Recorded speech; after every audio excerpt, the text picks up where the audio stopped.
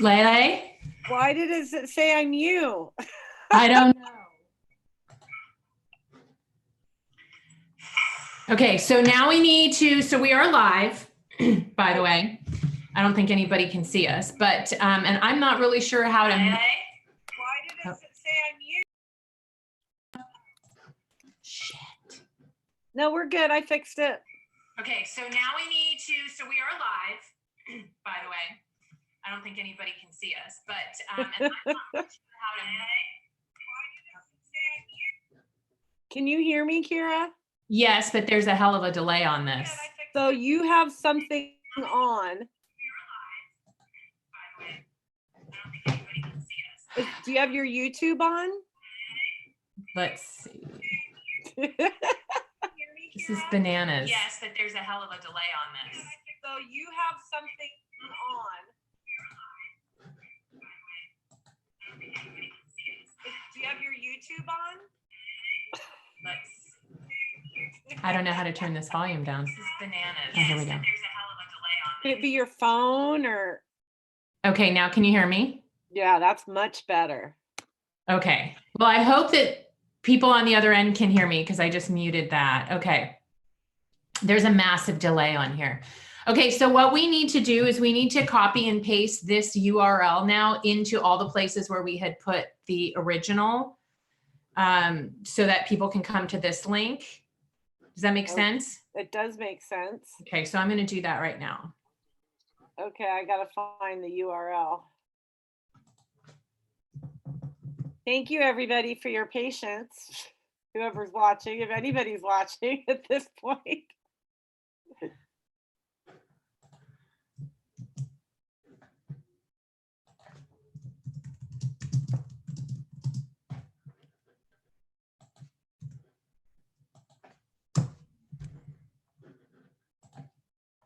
Will you tag me in one of those and then I can just grab it because I'm not. Yeah, here, let me just send it to you via the chat.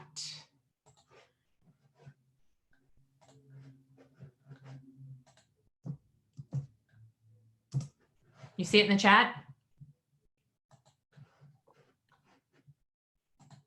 Yes. Thank you.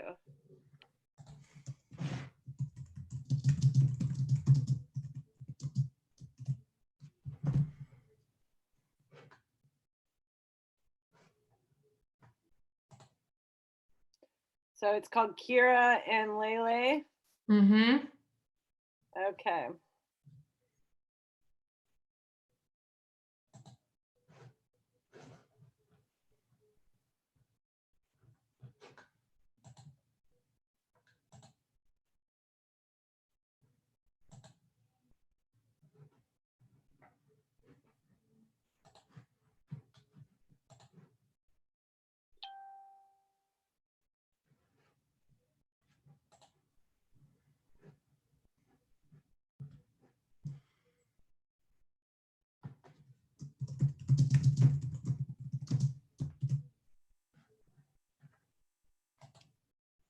I don't know why it's just giving a blank screen with my name on it, but once you click on it. Oh yeah, you can see me on there, huh?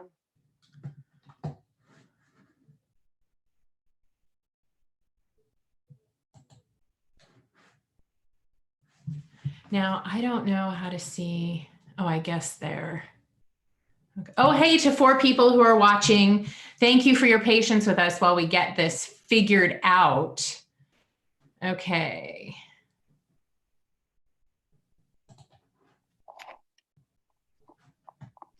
Well, I'll light a joint. Oh, while you're figuring it out. I'm going to delete that. We apparently have something going on live too. This is, we probably should have done a practice run on this. I think that would have been great. Okay. Well, but we can dive in. Can you see Yep. every folks that are up? And did you get it up on our stuff? Yep, I sure did. Okay, well, let me get into my Facebook and repost what you just posted. Oh, mine went up. You're in one. Okay. All right. Okay, so here we are. Let's see and get the chat up so that if anybody wants to talk with us, they can. Meryl, okay, thank you. And I need to send you a link to Meryl. So I'm going to do that because Meryl's going to join us in a while. Who's Meryl? Meryl Gilbert from Trace Trust. She is, I'm surprised you haven't met Meryl yet. She is brilliant, very, very smart woman, comes from a background in, she comes from a background in food, and she and her partner Rhiannon are Trace Trust. Oh crap, what is their, a perfect dose, a true dose?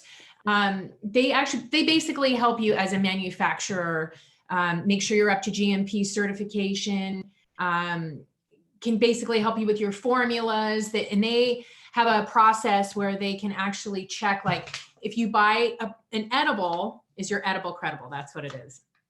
When you buy an edible and you look at the label, you don't know necessarily where that sugar came from or where all of the other ingredients that were put in it came from. And aside from the testing of the cannabis, there's no testing of any other product in here. So you could basically say that there's a ton of stuff in here that wasn't, and there's no way to verify it. So they do third-party testing, and they'll actually back up and run the test to make sure that what you say is in the label is in the label. Nice. So I wonder if they do gluten-free testing. They do everything. They can, oh, nice. Yeah. So she's going to come on and talk about some things that are going on from her perspective in the industry right now. So yeah, she'll jump on in a little bit and join the conversation. But yay. Hello, ladies. Thank you so much for your patience this morning. And I look forward to this conversation with you and Lele.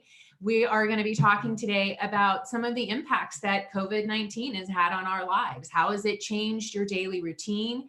What kinds of things are you doing that you weren't doing before? Feelings that you have about all of this as it's related to your career and to work into the cannabis industry. So please jump on. If you're doing anything unusual, or if you have any tips for us that might help make other people help their transition, please leave something in the chat and we'll be sure to share it. So Lele, I want to know from you this morning, what are some things that you're doing differently because of COVID that you weren't doing before?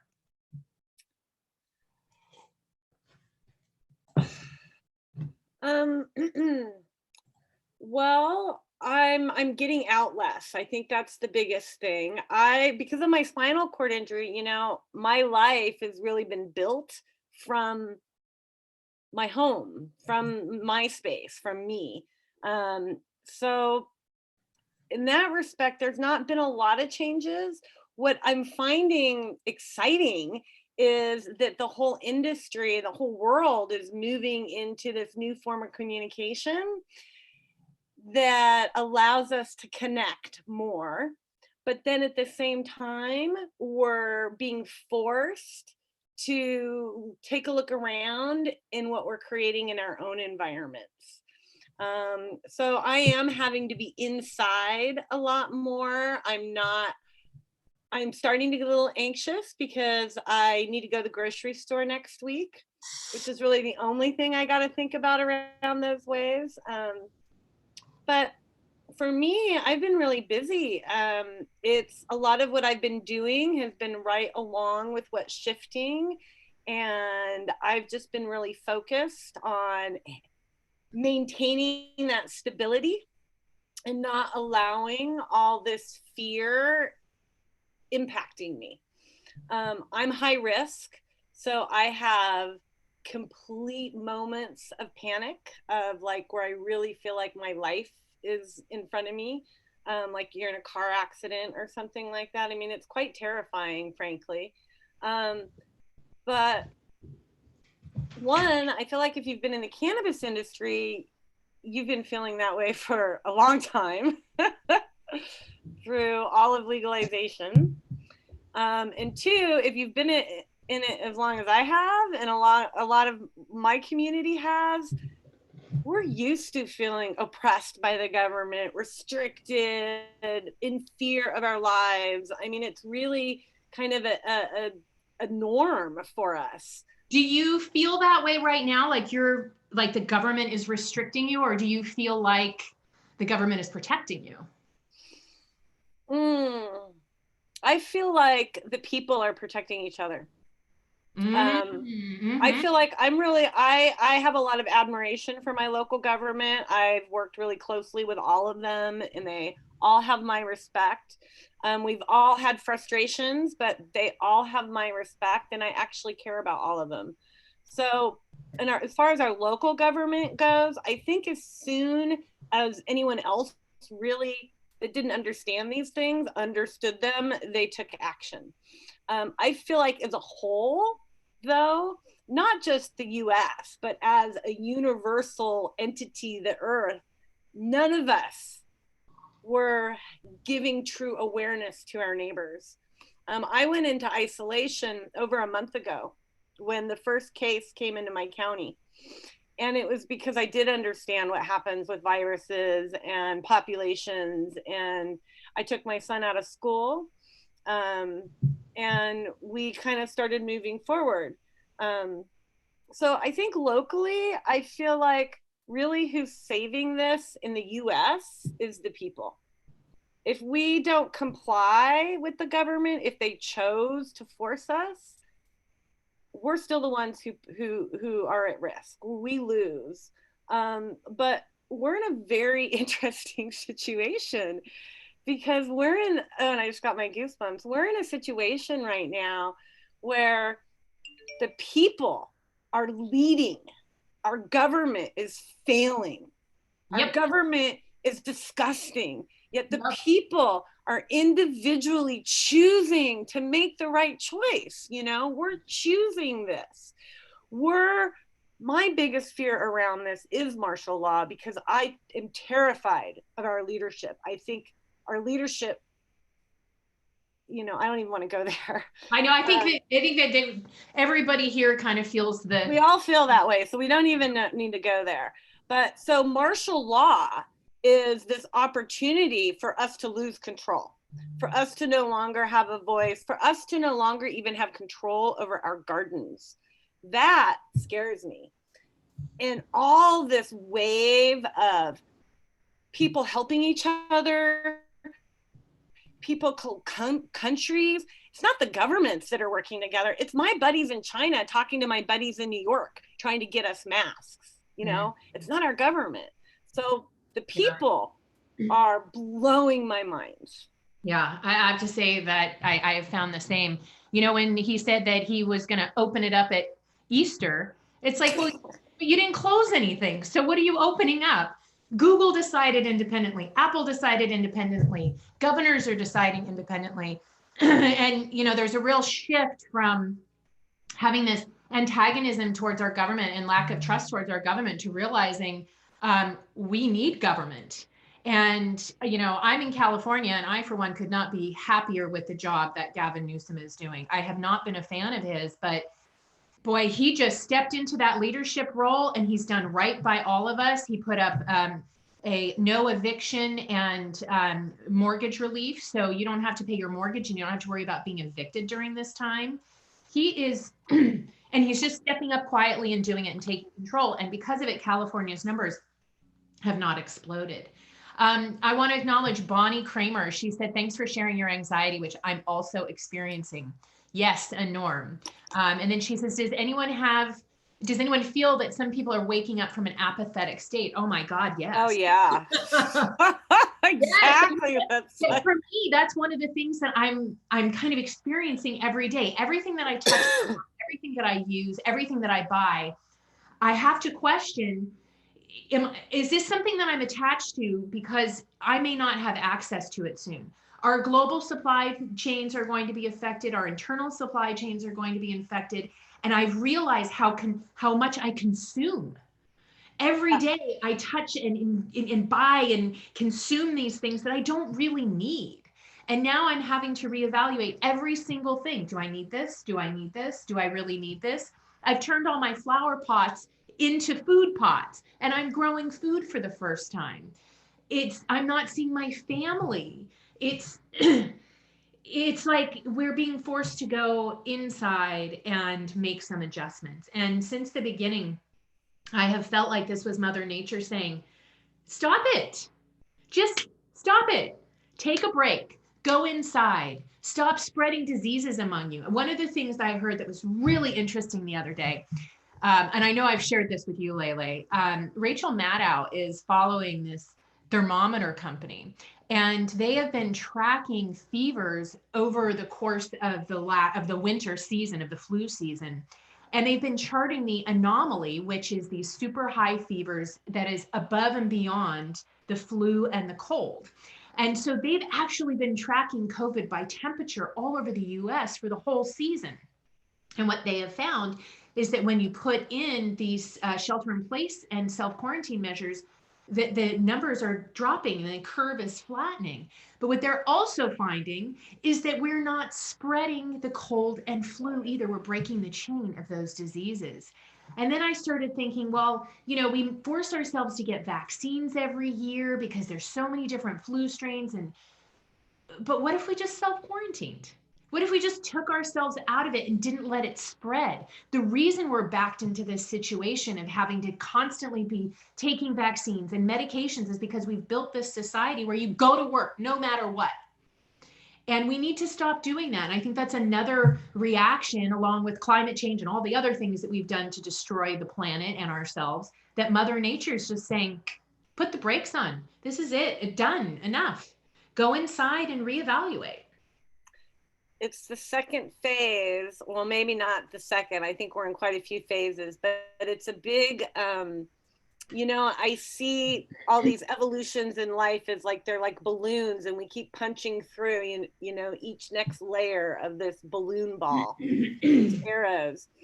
And the plant has really burst through, the homesteaders, when our Back to the Lander movement started really bringing awareness that maybe microwaves weren't so great, that maybe buying food at the store wasn't as good as buying food from your community. That whole movement really started bringing us, that's why it's called Back to the Land, right? Then we have cannabis, and cannabis has really started bringing nature's medicines back to the table. Like maybe we don't need aspirin, which causes so many other things, maybe CBD or maybe THCA will do that without those side effects, right? So we were at this precipice. We've been at this precipice. We're coming up to an election. We have so much happening. We have so much opportunity. And it's like now this virus, this pandemic is that next arrow. It's, we weren't paying attention. I mean, a lot of us were, but more people need to pay attention to what you're describing. This step in, what we're doing right now is what nature does. This is hibernation. This is time to eat your root foods. We're not supposed to be eating salad right now. Well, now we are. Now we're supposed to be eating the dandelions and things like that. But, through winter, we're not supposed to be eating those things. We're supposed to be eating what the earth created for us. So then, when you and I first started connecting and all this stuff around women's empowerment, and the reason I wanted my platform to be called Business Our Way is because that is nature systems. The feminine way is more organic towards how nature builds. And I really believe that this moment in history is that next pierce through the bubble of, if we push it hard enough, if we hold true to our own beliefs in nature cycles, then we can pull the needle in our direction again. I feel so strongly about that. And I am terrified. I mean, I am so isolated, but I'm also having to hold back because I'm quite thrilled and excited for all of this love I see happening. All of this, something else I want to talk about around, and it's about this, is that I have been, the whole, my name, Humboldt Grace, I have been so frustrated because I was taught this plant was about sharing. This plant was about compassion. This plant was about healing. That building communities in nature were about following her rules. And since legalization in California, we've been on this huge, and I can only speak to that because that's where I'm at too, right? We've been on this huge push of where it's been the corporatism, that capitalistic mentality has been like over what really brought her here. The reason that she even exists is more by living through nature standards. And now we don't have a choice. Okay, so Danny B and I have the same question. And this is part of why I want to host this series of conversations, because I want to know, what holes in the cannabis industry do you anticipate will be open after this pandemic? I really want to talk about how this is going to change the landscape of our industry, which just 2 weeks ago was hanging by a thread. And everybody I know was owed money and couldn't get work and getting fired or laid off. And now all of a sudden sales are up 500% in some places. All of a sudden we're an essential service. How is this going to impact the industry when this is over? Well, I could tell you how I'm seeing it and feeling it impact the industry. And I'll talk to it in a business, and then I'll talk to it. It'll probably end up in all the woo-woo stuff. It's opening it up. It's, first of all, it's breaking away a lot of the fear within the industry. And what do I mean by that? So I get to help brands build their formulations and help them make their products now with Humboldt County products. So I'm going around talking to farmers about how can we help keep their shelf space for them? How can we support them, right? So in all these conversations, and I've been trying to have these conversations for 4 years. So that's something that it's opened up. Today, in the past week, it's just been in the past week, everybody is understanding about holding on to that shelf space, keeping their brands in the market. They're understanding white labeling. They're understanding brand development. They're not as afraid to give to receive, because we have to give to receive, right? I think people who have been working really hard and have really strong foundations, but not all the flash, are gonna rise to the top. You know, the people who have those really unique and good genetics are going to be of more value onto the market. I think the farmers that I love so much are going to be in demand right now. Anyone who has weed on the table in this moment in time, get ready. You know, I think that the consumer, let's talk about the consumer. That's like exploding. You know, we all need to be talking about inflammation. We need to be talking about prevention. You know, our plant is like, there's so many layers to this conversation of viral infection that we can impact. So I think our consumers are opening up. I even think that all the isolation precautions are in our favor, because as a whole, as an industry, we have been strategizing around hurdles since day one, and we are already shifting. You know, I spoke to a company the other day who was like, we're not going to white label right now, but can you get any ethanol in isopropyl? Well, let me see. Oh, they want hand sanitizer? Exactly. And you know what? I got it for them in 15 minutes. Boom, transition. You know, it's about being on your toes and diversifying, because we already have those market spaces. Mm-hmm. So I see a lot of growth. I think everybody does now that we're an essential. I also see a lot of that fear that slowed us down between each other going away. A lot of the bullshit is going away. No one has time for it. Nobody wants, you know, the buck isn't as important as it was yesterday. The relationship and the product, meaning whether it's eggs or weed, is more valuable than the dollar right now. Wow, that's such a good point. Bonnie says food, the nutritional value of hemp as a food plus understanding of how deep and wide the market can explode. Such an opportunity for economic development and job growth. Very true. You know, we're going to have to put a lot of people to work as soon as this is over. A lot of people are going. Kyra, we get to start putting people to work now. Yeah, well, that's true because we're considered an essential. Right. I'm really curious about what's going to happen from the stigma and legal perspective, because you can never take back the fact that cannabis was classified as an essential service. And every state where they're trying to say it's not, where they have a legal industry, the community is pushing hard, and one state after another is reversing that stance. So, you know, I'm not an attorney, but I'm curious, you know, if I had a lawsuit either with the IRS or the state, I would be injecting this into my lawsuit. Hey, we're an essential service. I would be using that point, you know, across the board, trying to push federal legalization. How can you say it's an essential service and then continue to keep it illegal, continue to charge us and force us into 280E when we're an essential service in a time of crisis?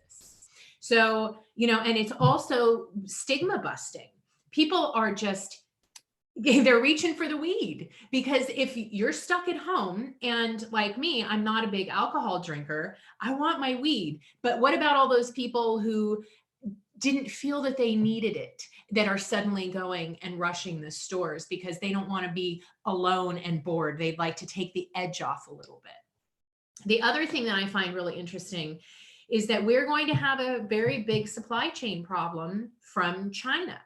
And a lot of it's going to be pharmaceuticals. And I am not an expert in any of this, but just from reading and listening, what I have deduced is that if we end up with major pharmaceutical issues, we're going to have to select the ones that are most important to be replicated here first. The heart medicine, the diabetes medicine, the medicine where people aren't taking it, they could die. And then what is that second tier of medicine? That's depression, anxiety, sleep, pain. Those things are, I would imagine, kind of, if you're not going to, if you will die from not having your medication, or it could send you into a heart attack or a stroke, those are the most important pharmaceuticals to create. But then there's that other tier. What happens with them?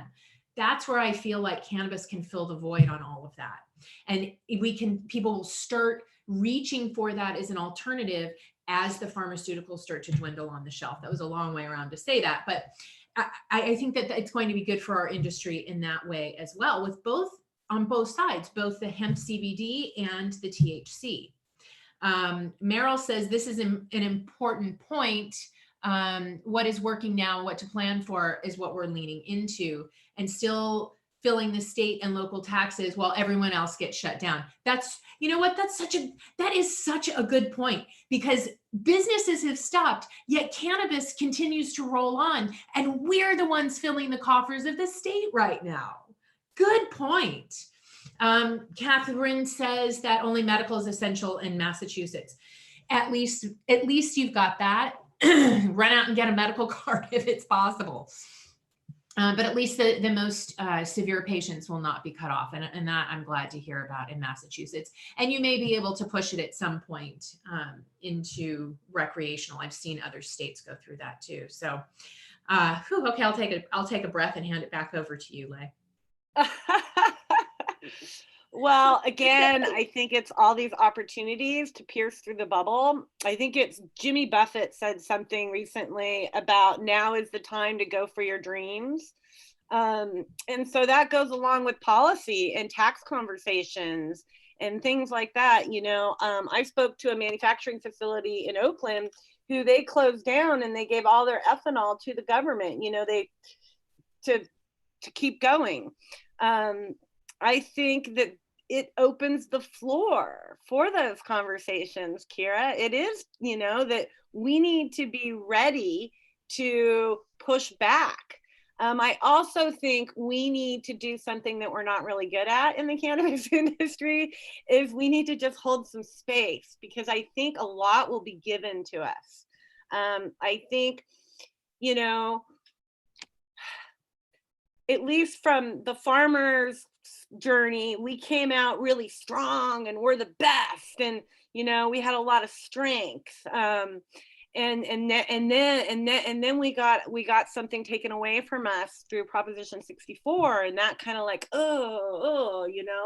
and now what we all need to do is hold that strength and walk our walk, so they do see that we did use our tax money to support our community, so they do see, because now it's obvious, right? Now it's obvious that we're the businesses that really do care, because we're showing it. And I think we're either going to get allowed some opportunities, or we're going to come to the table and we're going to very graciously ask for them, and it'll be opened up to us, because we're showing, just like hemp did back in the war days, of how vital we are, because we've only just started really using the plant, right? Yeah. Yep. Catherine, I'm sorry, Catherine, I cannot pronounce your last name. Bois said the fact that the liquor stores are open is ridiculous, because alcohol is a huge catalyst to domestic violence, too much cannabis, and people sleep. So true. Well, and it causes severe inflammation. Yes. It weakens your immune system. Yep. Payal Shah, I hope I pronounced that correctly. Hello from Chicago, medical only, essential here. Okay. Again, at least you've got access to the medical, and the most severe patients in need have access. I'm grateful to hear that, and welcome. Thanks for joining us this morning. Bonnie says it's been over a year medical in Virginia and still no dispensary or product available, and no reciprocal states. That sucks. I'm sorry to hear that, Bonnie. I had no idea. Here's a policy conversation that we can push right now, and that is interstate commerce, right? Because that's how we help get access quickly to patients in need. And as soon as, like you said, the pharmaceutical vein trickles, all these states are going to need access to our medicine. Yeah, that's very true. That's very true. Amanda says, this has been wonderful. All in all, we're working on a human level with each other, and the value of flower is increasingly slow, which was greatly needed in our chain. 100%. I mean, it's weird. It almost couldn't have come at a better time for the industry. It kind of blows my mind that it was just a few weeks ago. I was writing blog posts about paying your bills, and we're going over a cliff, and what's going to happen to the industry. And now sales are up 500%. It's been a trip. Okay, so let's talk about some of the things that I want to go back to kind of how your life has changed, and the subtle little things that you're doing differently when it comes to your business. So when you couldn't go out, is the answer always video? Is it forced you to be creative in the things you were going to do, some of your events or products you were going to make, or how has it impacted your business life, and how are you?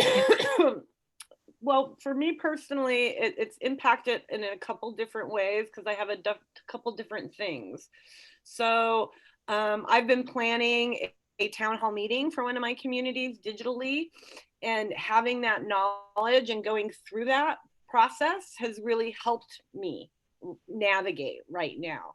And working with you on Business Our Way, those things have really helped me. And so it's easier for me to communicate, because so many other people now are ready to hop in on a Zoom call, or, Zoom in on the messenger on Facebook or whatever. More people are like, that is a value. I literally had a doctor's appointment yesterday on the phone. I got to file some state paperwork that normally you have to go through months and a huge meeting to do on the phone. I've had to miss 2 commissioner meetings because I was in the hospital, right, because of my back in December. And so I've been working really hard on getting strong again. Well, I haven't had to miss any meetings in the past few weeks, because we're now allowed to have our meetings virtually. So I've been really busy, because now everyone's engaging, right? But I also have a product line that has been in development now for 5 years. And we just reformulated and gone through this big, long, really amazing, sexy process to build this beautiful 5 SKU line that I'm so proud of. And it's a beauty and wellness line.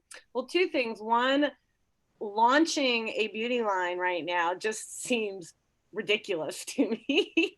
Like, it just doesn't make sense to me. Everything but this is irrelevant right now. What? Everything but this. Right. Like, I see ads. I can't even find a movie or TV show I want to watch because it all seems like this doesn't matter. This is it's a world I don't even know anymore. It's very bizarre. This is all that matters right now. Well, Kyra, let me rephrase that a little bit for you. It's not all that matters. It's just the same as it was before. What matters is this, and this is our state of mind and our own personal well-beings. And then when we step outside, we're either seeing the coronavirus everywhere and freaking out, or we're seeing the fact that the sun is shining. That's what matters. And I think that's a really big part of what this lesson is. Yeah. Is that, you know, outside of ourselves, we don't have a lot of control over. But this, the heart and mind, we have so much control over, and we've given it away. Yeah. And the crazy thing about a virus is it's an invisible enemy. You have absolutely no idea if the person standing next to you just shared that virus with you or not. That is like the ultimate of no control. You can't even see what's happening right in front of you. And let's talk about racism. Oof. So now, black and white and gray and purple, it's about the virus, right? Unless you're the Trump administration trying to make it about the Chinese, but that, yeah, Trump is trying to. But when you walk down the street, you know, when you go into the grocery store, you don't care what color that person is right now. You care if they're keeping their safe distance from you, if they're violating your space. It's very much, you know, we keep saying flattening out the curve.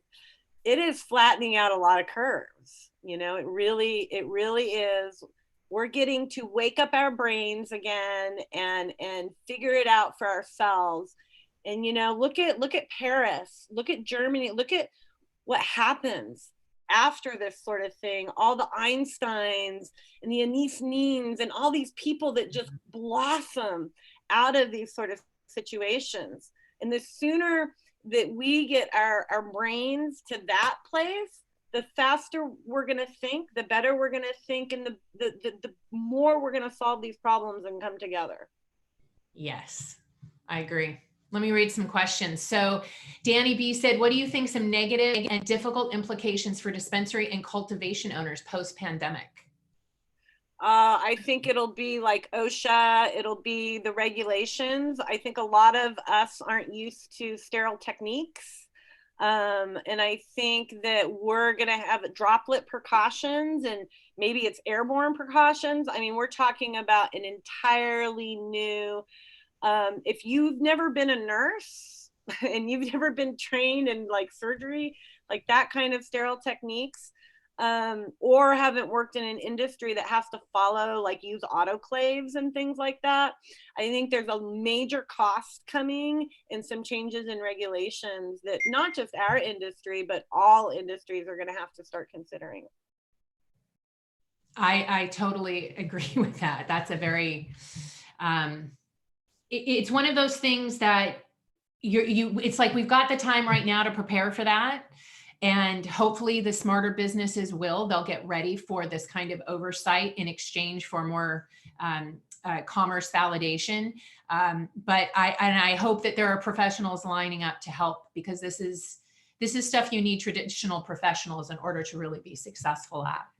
Well, one of the beautiful things, Kyra, about a crisis and about it being global is that, you know, we really, as a cannabis industry, we had all these special things because we were special, right? And these regulations that are just hard. Well, everyone's going to have to go through this. This is not going to be us having a special incurred cost, this is going to be everyone. So what that means is there's going to be funding for it. What that means is that costs will be competitive. It won't be all this price gouging that the cannabis industry experiences. So I think we'll do really well, because we have had to deal with that already in such an extreme transition. Hi all. I'm sorry. I really hope I'm pronouncing your name correctly. You know, my name has been mispronounced my entire life, and yet I am like the queen of mispronouncing people's names. So I apologize up front about that. But she said, is anyone lobbying at the moment? We were supposed to have a big cannabis lobby days in DC in May, but probably postponed. We're trying to push for delivery here in Illinois. So I don't have any insight on that piece of it. I'm really looking forward to talking with Mandy Tingler. She's going to be joining our Women Wednesday event with Tokativity House of Jane on the 1st of April. So I think definitely join us there. She's going to have some really good insight. She is part of Lobby Days and she works with NCIA here in California. So she'll have some good insight into that. But it kind of brings me to one of the things that I wanted to talk about today, which is the change in our political structure. And I read, there's a phenomenal Politico article that came out last week where they interviewed 34 big thinkers, academics, writers, professors, professional bioengineers, you know, across the board. And their perspectives were all actually really optimistic, but they all had a different take. And the one on politics I found really interesting. We are going to be in a situation, we're watching it happen right now, where Congress, they can't be there. You know, this guy called them back for the vote, and the rage that both sides of the fence felt, they're pushing right now for being able to do this virtually, to be able to conduct votes and debates virtually.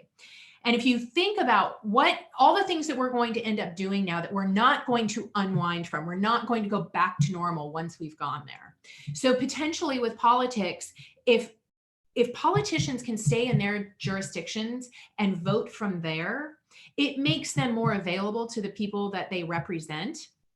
And it gives them less opportunity to be lobbied in DC because they're not there, but rarely. And that means that our whole political structure has the opportunity to change and be put back in the hands of the people again, because we don't need our representatives in DC all the time where they're fair bait for every lobbyist in the world. They're going to have to be answering to the people that they are representing, and that you will have physical access to them if they're in their home region. So this is very exciting to me. But it changes this scope again for the cannabis industry, because we have been using the ability to lobby just like everyone else has. But I think it may be good for us on a state by state level, because now we can actually access these politicians as right in our backyard. They're not constantly away from us. So we may actually have more power and more sway if they're home. So that's one of the really interesting things I think that may change in terms of politics, that's going to change the way that we ourselves lobby. It will become, I think, much more state driven, and we're going to care more who our representatives are. So there's some things to think about. I think we're going to shift. What's that? I think we're going to shift to grassroots, you know, and that is how the cannabis industry got their policy through, is started locally, impacting the strongest community that could make the biggest influence in California, and impacted that community to move forward, and then it spread out, right? There is a great, and I recommend anybody who is interested in politics and leadership and what Kyra is talking about.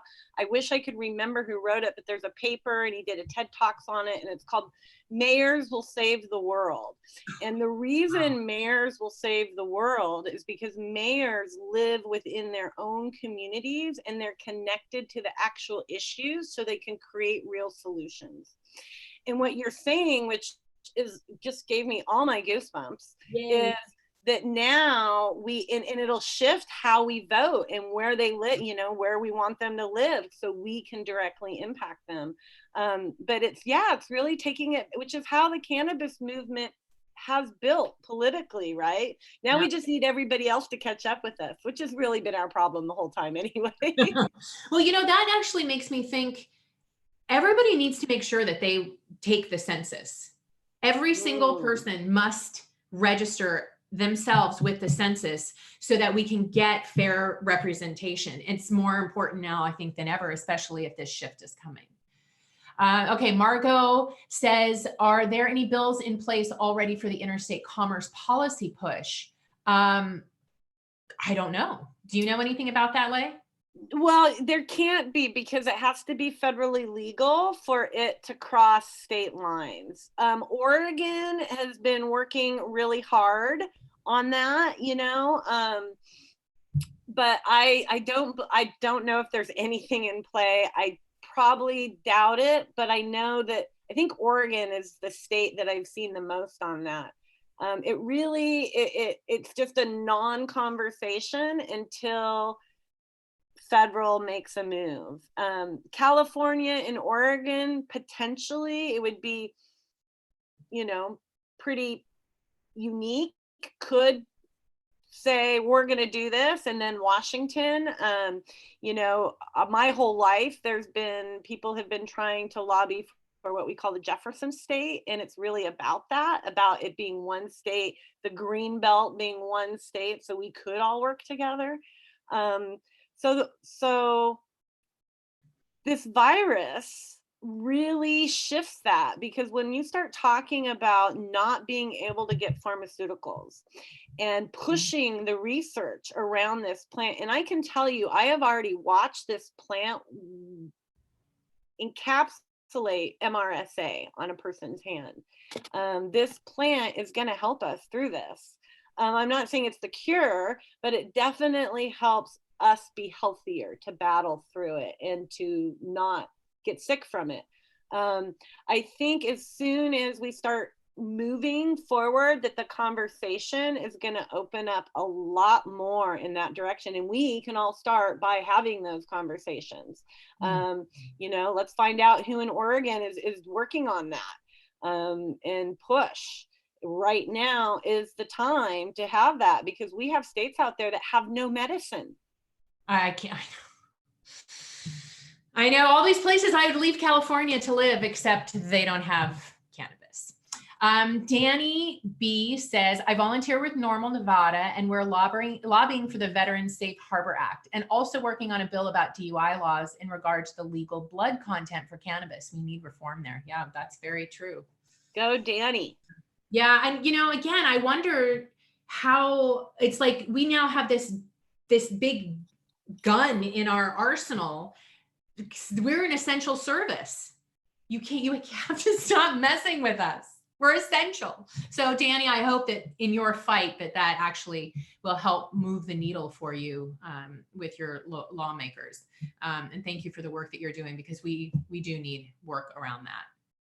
Okay, so Meryl should be joining us any minute. I want to talk more about that oversight that she's promising she's going to share with us. So Meryl, jump in. I've sent you the link. I'm very anxious to hear what you have to say. So it's Pyal, like smile. Great. Thank you for correcting me. And she said yes to the census. So thank you for being patient with me. Carrie says, right on, Lele, 100%. I'm not sure exactly what it was she was referring to, but wow, some great conversation going on here this morning, ladies. So let's talk about some more things that we think are going to change in our world, not just in cannabis. Go ahead. So I got distracted onto something else, but the second part of how it's impacted my business is in the product, not just the fact that I don't feel like the timing is right, but I had sourced 2 ingredients outside of the country, and you really can't get them anywhere else in the world. And they're really important to the action of what we want this product line to do. Fortunately, one of those products we have found, we wouldn't have looked before, but we have found another type of product in the US that has the same action. It's just never been used for what we're using it for. So we're going to play with that. And the other product, I could actually develop a whole crop around here in my region because of the availability and the climates that we're in. And I would have never understood that until then, until those conversations. But we're also having to reformulate 2 items because we cannot source those same products, right? And that's as many of you out there know, is quite a process. It's not just you just throw something new in there. So that is a really, I mean, this is literally putting that product line out maybe another 6 months, you know, when we were really pushing for May. And you know where I've been, that's like a really stressful thing for me. Mm-hmm. But then I was given an opportunity to bring out another product that is appropriate for now, that is in alignment with our doing. So, you know, even though it made it more difficult, it created this whole new opportunity for a product that I really wanted and was really curious about, but didn't have the resources. And now that opportunity has been open to me because here is someone who has a product, but they haven't built the brand and the vision and all the things that I've worked so hard on, right? And now we get to fuse those 2 things together. And so we're seeing the gaps. We kind of were all freaked out and not seeing the gaps. And now we're like really having to hone in and figure out what Meryl is coming on to talk to us about, like those gaps, right? And we're the best solution-based people. Hi, Meryl. I can't see her, but I heard her come on. Okay, so while she's jumping on, let me read some comments because there's some good stuff going on in here. Let's see. Pyal says, I'm curious as to what will happen with Puff Puff Pass. And seriously, will edibles and beverage rise in popularity? And then I trust people will now begin to see how our eating habits are affecting much more than we see. That's true. All is well, how we take time with what we put in our bodies, not just cannabis needing to be tested for sure. Love the comments though about Puff Puff Pass. It's such a cultural staple in our industry. So, you know, that's something I'm very curious how you think we're going to do that. Hi, Meryl. Hello. Welcome. It's good to see you. Thank you. Thank Hi, you. hugs. Virtual hugs. This is what I do with my Exactly. now. I can't Sorry, hold on. I've got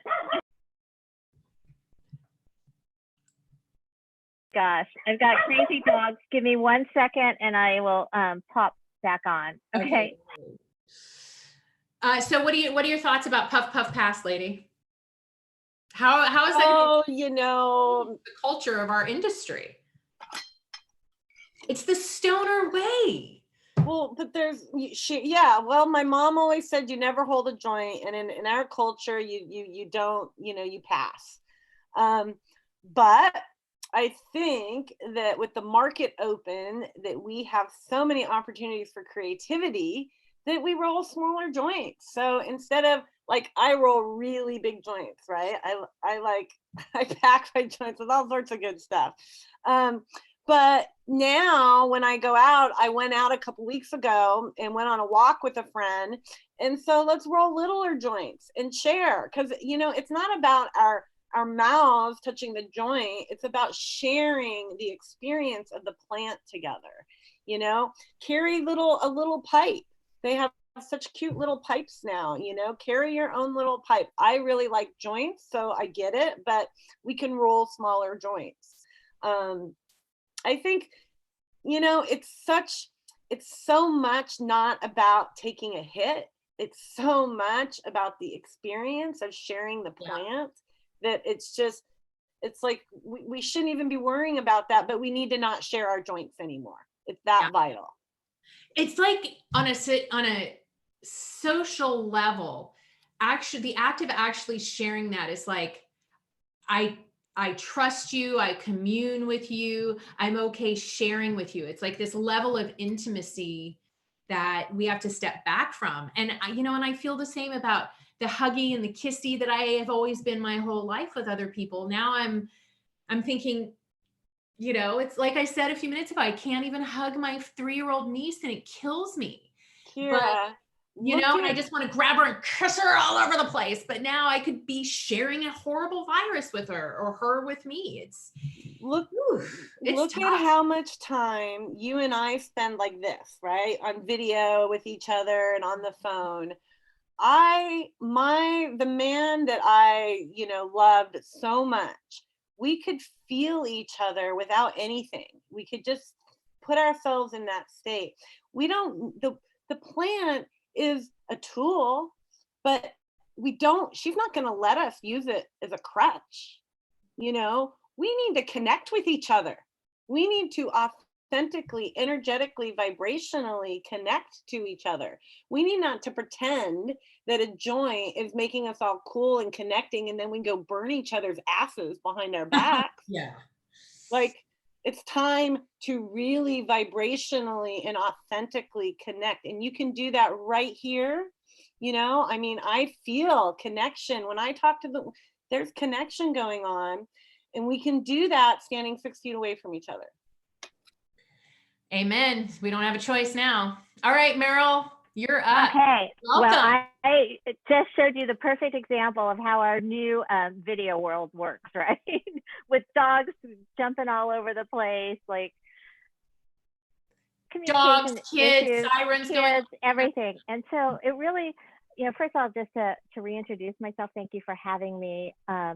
So my business partner, Rihanna, and I started Trace Trust almost 5 years ago. We really set out we come from the food and beverage industry, very strong operational and business strategy, but more importantly, hands-on in how to make things correctly, how to make them continuously, and from certified organic and non-GMO to product formulation. And basically, if you want to grow it, put it in a box, put it in a plate, put it on a shelf, anywhere along that. And so when we came together, it was really because we saw finally the growth of where cannabis was going to go, and knew that the biggest risk to the industry as a whole was unpredictable experiences. And if we were really going to make this and research it and really create the world that we see and envision, then we needed to start with the basics. And so we created a true dose. And then last year, with the expansion of hemp and CBD everywhere, creating, from a gas station spa experience to what is an actual real reliable product, added HGMP. And so we really help companies go through that process. So going back to what Lele was saying, we have been advocating for putting in a lot of touch points about safety. So, so many people to get their license needed SOPs, and what did they do? They downloaded them off the internet and showed that, hey, I got this paperwork, but that's not actually how things work. And so, we were sadly joking the other day that, hey, if everybody would have just, listened to us 6 to 8 months ago when we were trying to talk about risk management, we were trying to talk about GMPs, and we were trying to talk about how to have a crisis program in place, we would be a lot further. But overall, we really advocate for this and really help companies get there. And so when this started to really happen over these last few weeks, we started to say, okay, first of all, what's the first thing? And so we created 2 webinars that were on not this past week, but the week before. And the first one was really just, again, from all of our industries, food, beverage, finance, everywhere, just opening up to our network about coming on and just talking about where are you? So the things we talked about today, how are you surviving? How are you connecting with people? How are you looking at your business? And more importantly, just being with our loved ones and just having that, hey, this is a very scary and anxious time. The second one we did was general business.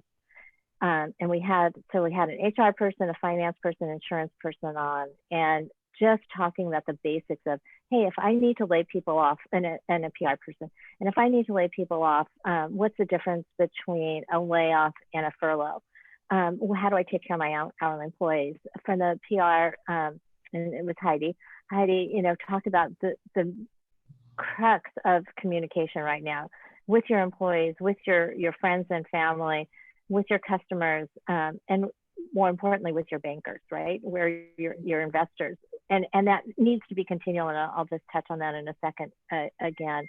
And then the insurance, what is covered and what is not. So yeah, we a big initiative for us when we founded the company to really became very crucial to us in the last part of 2019 is working with the insurance industry, right? That they need to jump into what we're doing. So other than basic business liability, they have been on a very hands-off, and only as an industry as a whole started really looking at how much they need to jump in and lean into cannabis and hemp in a different way. And so we've been leading those conversations. So we had the insurance person, and then the finance about just what do I do with my debt? Like, how do I renegotiate? Like, yeah, I spent 2019 not generating income in our business. Thank God Rhiannon has, but we did not get the investment we thought we were going to get. And I, financed a lot this last year on credit cards, and God knows I am, if they're going to get zero interest, I want my share of that. And I'm going to, I want to know how to do that. And I want people to know how to do that. And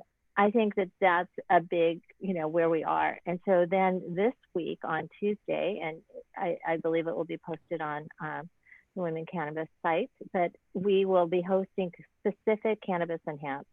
And so this is where we will be talking about supply chain. So number one thing with supply chain is you can, cultivators should still be working on this. We're, look at staggering shifts, looking at, definite protocols in hand washing and sanitizing, but you should still continue to produce, right?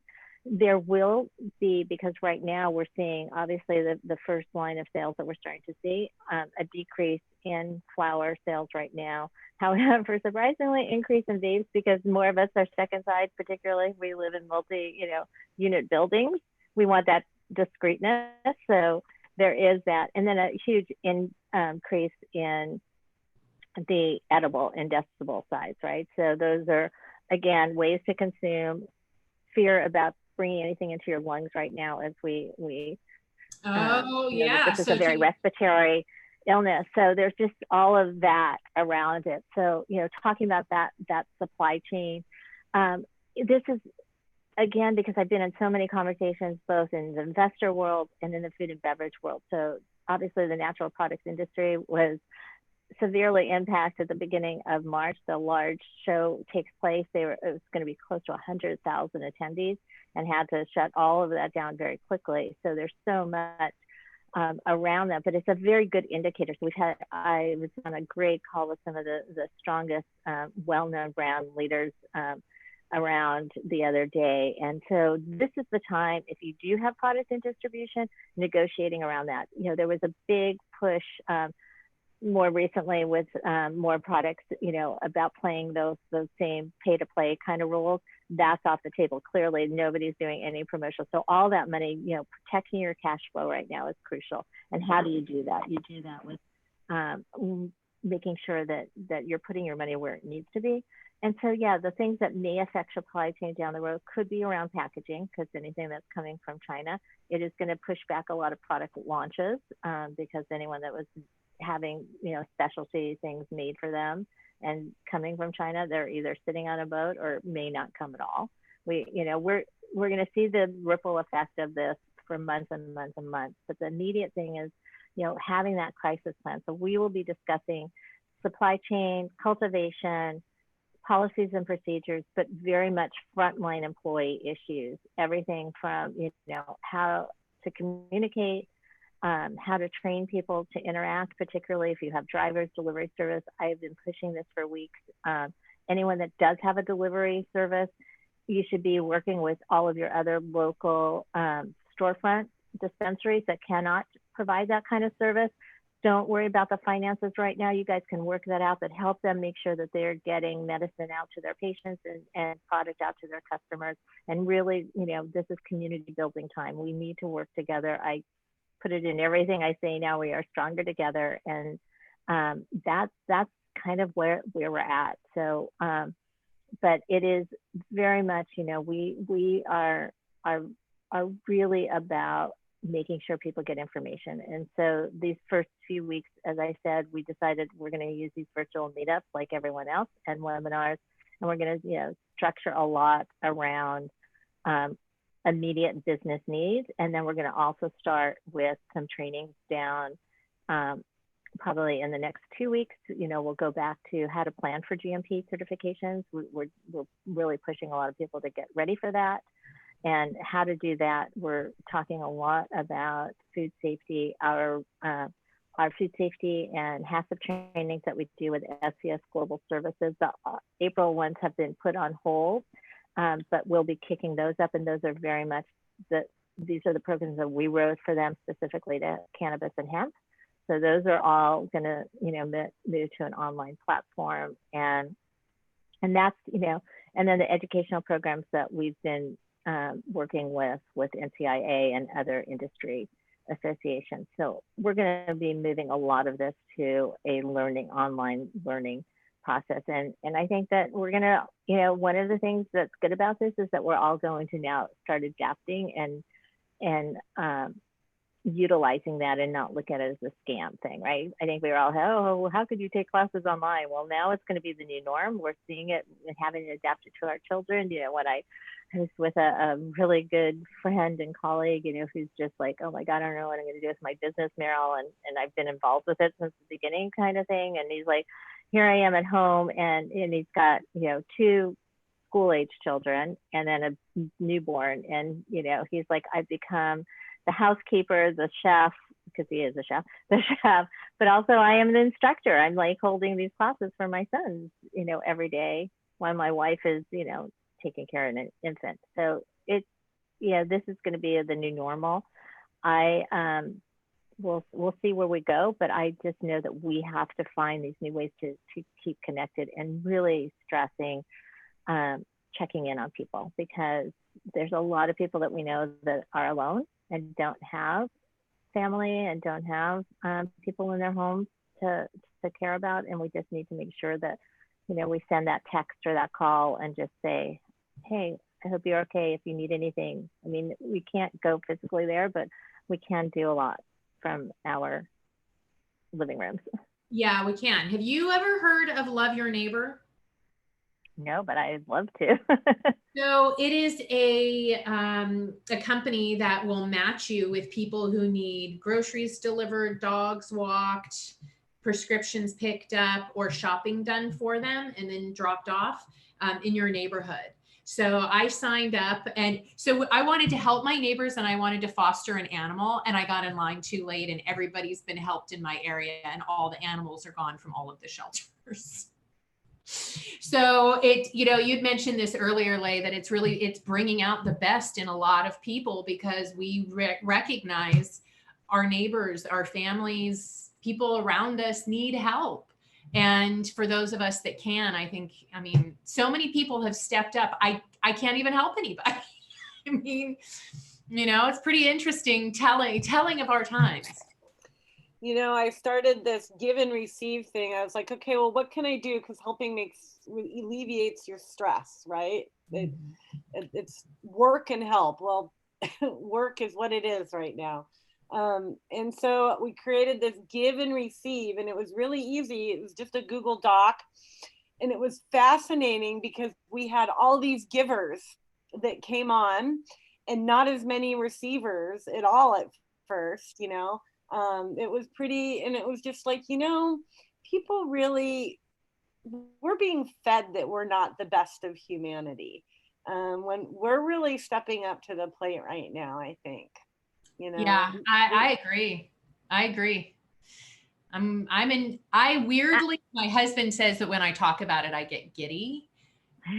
And it's kind of weird, but it's true. I do, because on the one hand, when I read the news and see what our doctors and nurses are going through, and how overtaxed our healthcare system is, and how terribly this illness affects so many people, it makes my heart hurt terribly. But on the other side of that is a tremendous amount of optimism about the changes that are coming. And, somebody I follow a lot of really interesting people on Twitter. So I don't know sometimes where my sources of this information were, but someone was talking about the fact that this is going to, it's going to bring the middle class back. It's going to change healthcare. It's like all of these things that we have been fighting about on a political level, social safety net, taking care of the poor, healthcare for everyone. Suddenly, guess what? We live in a socialist country that's providing all of these things for us, or will be forced to provide all of these things for us to keep the economy going. And look, we could do it. We acted like we couldn't do it before, but you know what? We can do it. And I think it's really revealing to see how far our government can expand to take care of us. And I hope that there are places we don't come back from in this. I hope that we continue to have a social safety net and pioneer in how we can provide healthcare to everyone inexpensively, and how we can continue to recognize our neighbors and those in need and the most vulnerable, who we've basically shit on for 40 or 50 years. The poor in this country, the people who don't have a silver spoon in their mouth when they're born, are just shit on by our government. And I really hope that this changes that scope and trajectory. It has to, because we need to acknowledge the people that are doing the work right now. The person stocking the shelves in the grocery store, the people that are wiping your cart off so you can walk in. I mean, the hourly worker has been so treated and so not looked at for such a long time, and invisible. And now you need to honor these people that are still, you know, doing what they can to bring us this. You know, I think about my business partner, Rihanna, who is just, you know, such a giver at times, and, you know, had an old duvet cover and knows how to sew, and has been making masks for the healthcare facility across the street, because the people that are still like in the psychiatric wards that are not, you know, still need to be seen, and the nurses can't give up what they need to go into those rooms, because those are needed as the front lines for the other things. And so she, you know, has in a week produced, you know, close to 1,000 of these over time, and gotten other people to contribute. But, you know, the giving, and Kyra, you and I talk about this about women all the time, but we are leading. This is what we've been made for. And we are, I mean, you know, I just keep hoping this is the bad Meryl, you know, the mean one that's coming out going, if he and Pence could just get sick for a week and Nancy could just step in and just right the ship, we would all be better off. But, you know, that's, that's not happening. But, you know, it's just, we've got a lot to do. And yes, we're going to I just see us coming through this so much better, and it will not ever be the same. And that's okay. That's okay. You know, leading change is hard. Making, you know, adjustments in our lives is hard. But this is something that the world kind of unfortunately had to wake up to, that we are, you know, we are not separate. We are all one if we are humanity. And I'm counting on our better selves to do that. Me too. And I will add to that, also on the front lines are our bud tenders and our delivery people, who now are suddenly the guys and girls who are putting themselves in harm's way to make sure we can get our medicine. So if you get a delivery, tip really well. I mean, I give my delivery driver $5 every time, and he acts like I just gave him $100 bill. So it says to me that people are not being very generous with their delivery drivers. And at this point in time, you need to take care of those people so that you can continue to have your medicine. And remember, they're still forced to use cash, right? So, you know, we're like, there's many operators that are trying very quickly to figure out other solutions, you know, to not have payment. But that is, you know, a scary part of, unfortunately, the cannabis world that we live in without safe banking, right? Is that this is like the one time you don't want to be passing something back and forth. You know, we talk about pass. Let's just talk about dollar bills and coins that should not be having to be touched right now. That's right. Every time I have to touch a dollar, I wipe the whole dollar bill down. Going out, doing anything is such a chore now, because I have to suit up. And then when I get home, everything top down, everything I bring into the house has to be disinfected. It's just like, I don't even want to go out. Now it's gotten to the point where, okay, who's going to the store this time? I'm not going. I've been hiding my age forever, and I'm taking advantage of that. Oh, I'm old. You have to let me in.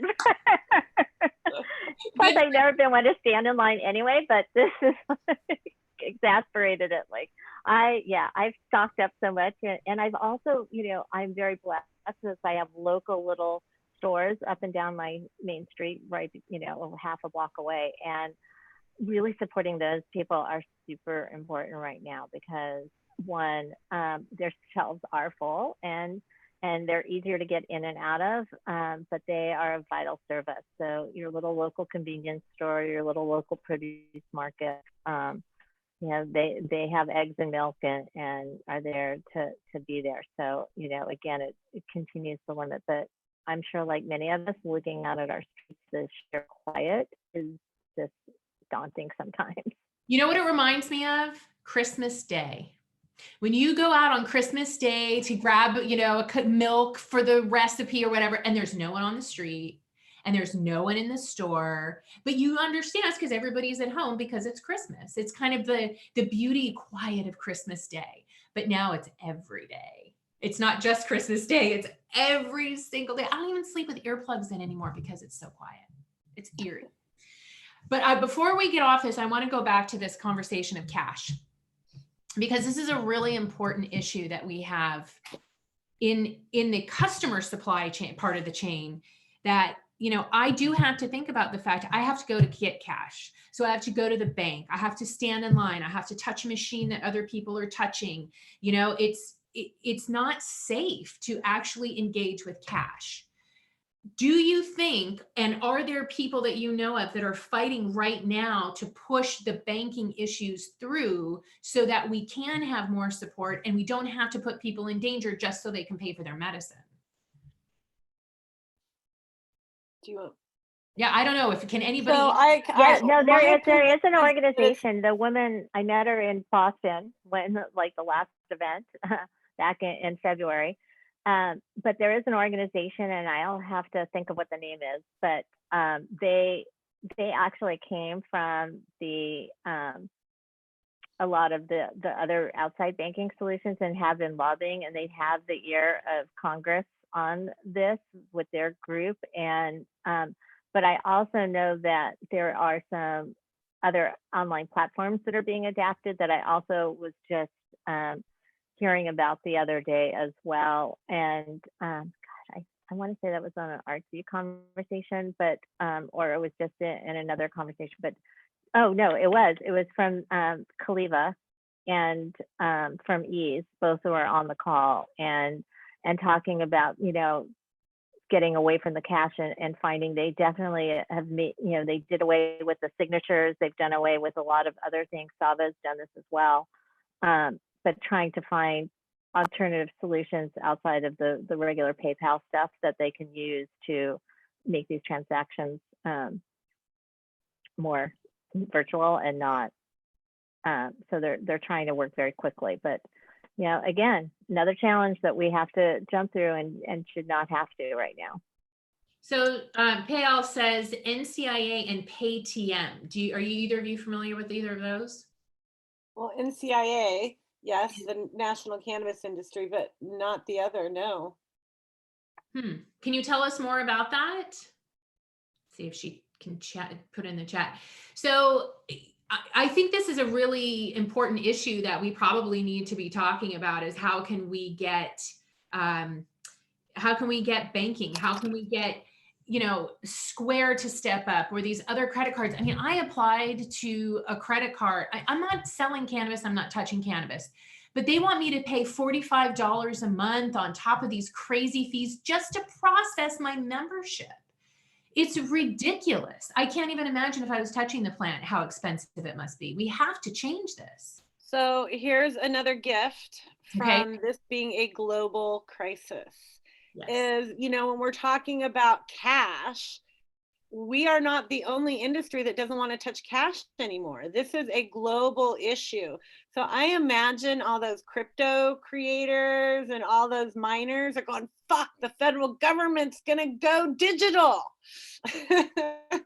I think Alt 36 has a digital currency for cannabis. See? There Yep. you go. Yep. So I think, again, this is a major global shift. And what is cash? Cash has no real value, no more value than a digital crypto coin does in reality. Yeah. So I think a lot of people are asking these questions, and that means that we're going to find some really great solutions, hopefully. Ditto. Okay, so that was looking for, all right. So is there anything else you ladies would like to share before we log off?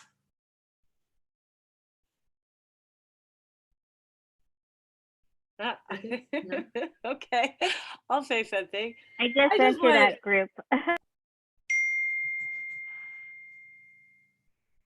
Go ahead. Go ahead, Lay. Oh, I just wanted to tell everybody that, I really think women are made for this situation. This is like having a baby, but really long. This is so many things that women have had to go through, and the Me Too movement coming up, and it's like we've been preparing, we've been building towards this, and that we're really resilient, we're really strong, and we're really smart. And if we can figure out how to stop having to go out and forage for food every day into putting it into a microwave, we can go back to foraging food every day and keeping our communities building. And that's really what this is about. Who is your community, and how are you building those relationships? That's it for me. How about you, Meryl? Any closing thoughts today? I think that was perfect. I mean, I just keep saying we are stronger together, and we are innovative. And, now that we're starting to adjust to how to work in different ways and communicate, now we need to start thinking what's next, right? And how do we do that, and making sure that we can give people the tools that they need to plan for that, whatever their business or their life strategy is, right? And being able to look forward, because it is a different world, and it's going to be different, but it's also it's going to come back in a stronger way that I think we're all going to be so happy to see and really enjoy the kind of life where it's much more equitable for everyone. I agree. So my closing thoughts on this are, we are depending on where you are, we're week 1, week 2, or I don't think anybody's in week 3, but there's somebody, I think you're week 3. Okay. So we've got up to week 3 in quarantine. I want to have another conversation at week 4. I think that we're going to go through some things. Things are going to change in this next week. Culturally, we're all going to be going through some big shifts. So until then, let's stay inside, stay sanitized, reach out and tell the people that you love them, that you're there, connect with old friends. If you feel like taking a nap, take a nap, even if it's the middle of a Wednesday. Yes. Because it can wait. Self-care, self-love, and participate with the community the best you can. If you're able, please help others. Please sign up with Love Your Neighbor and get out there and take care of the people in our community, and tip your drivers, your delivery guys, and your bud tenders and your grocers. Take care of these people. They are taking care of us. So thank you for joining us, ladies. It's been a really fun morning. Feel like we've had a great conversation. Catherine says thank you. Pyle says thank you. So thank you, ladies, for joining us. Have a wonderful week, and we'll talk to you soon. Thank you. Bye.